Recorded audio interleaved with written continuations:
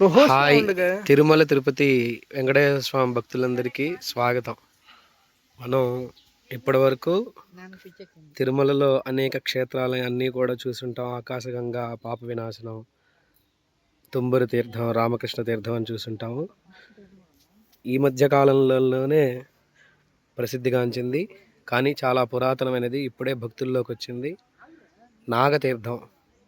ఆ నాగతీర్థంలో ఉన్నాం. నాగతీర్థం చూసుకున్నట్లయితే ముందుగా ఎంట్రన్స్ ఇది. ఇక్కడి నుంచి ఇలా లోపలికి వెళ్తూ ఉంటే చాలా అందంగా కనిపించే గరుత్మంతుడు మరియు ఆంజనేయ స్వామి వారి ముఖాలతో దేవేరులు స్వాగతం పలుకుతున్నట్టుగా ఇలా ఉండి, లోపలికి వెళ్ళగానే చుట్టూ ఒక ద్వీపంలో ఉన్నట్లుగా అత్యంత సుందరంగా ఇలా చుట్టూ నీరు ప్రవహిస్తూ మంచి ఆహ్లాదకరమైనటువంటి వాతావరణంలో నాగతీర్థం ప్రారంభమవుతుంది.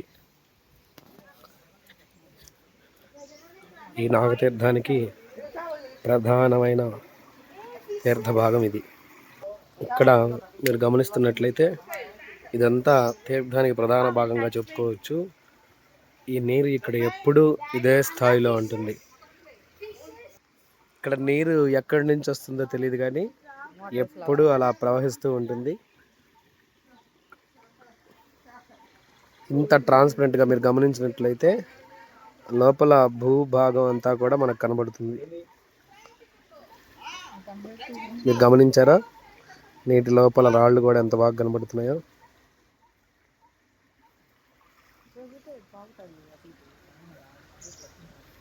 ఈ నీరు ఇలా ప్రవహిస్తూ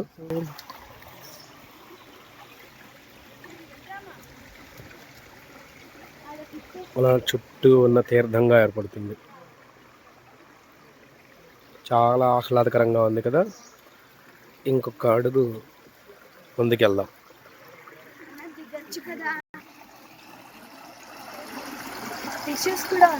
ఇక్కడ చూసారా, రాముల వారు లక్ష్మణ సమేతంగా. ఇక్కడ నాగతీర్థాన్ని కాపాడేటటువంటి బోయవారు.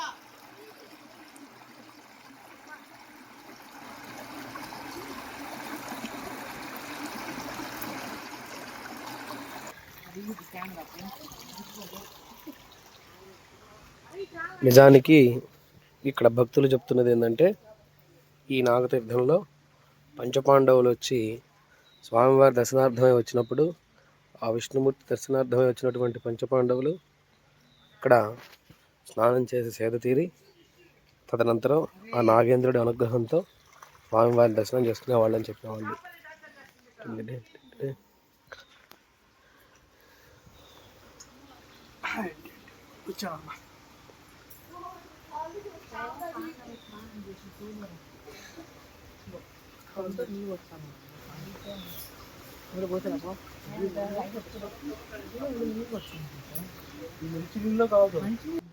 ప్రధానమైన దేవేరుగా చెప్పుకునేటటువంటి నాగేంద్రుడు.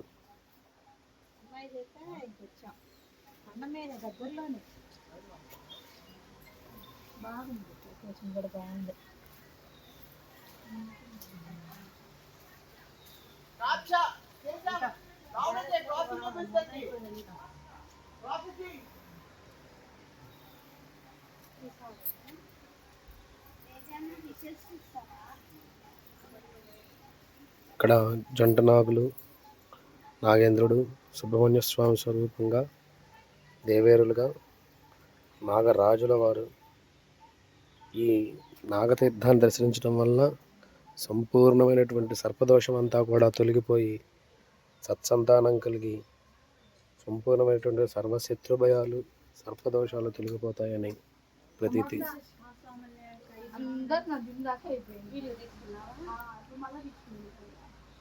నాగేంద్రమూర్తి, ఈ మూర్తి మనం గమనించినట్లయితే ఇలా ఒక రాతికే అమ్మవారు వెలిసినట్లుగా కనబడుతుంది.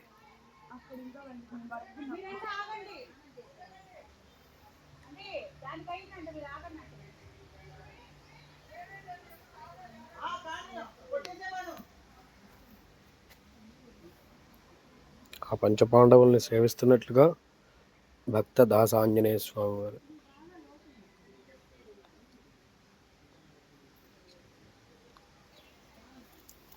ఇక్కడికి కనీసం రోజుకొక్క మారైనా కానీ సర్పరాజం వచ్చి మనం ఇచ్చినటువంటి తీర్థాన్ని తీసుకువెళ్తుందని ప్రతీతి. అందుకోసమే ఇక్కడ తీర్థం ఏర్పాటు చేయడం జరుగుతుంది.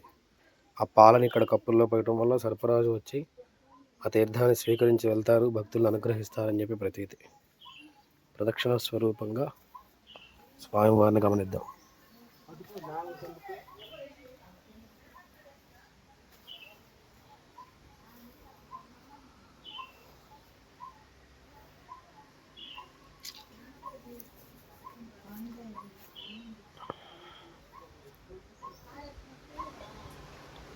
మళ్ళీ దేవసేన సమేత సుబ్రహ్మణ్య స్వామి స్వరూపంగా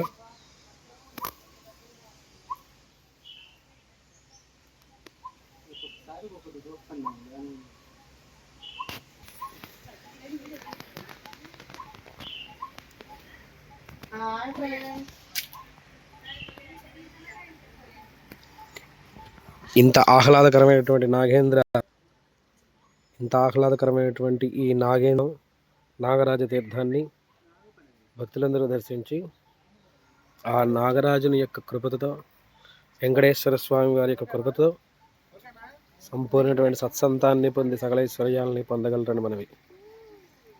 ఏడుకొండలవాడ వెంకటరమణ గోవింద గోవింద.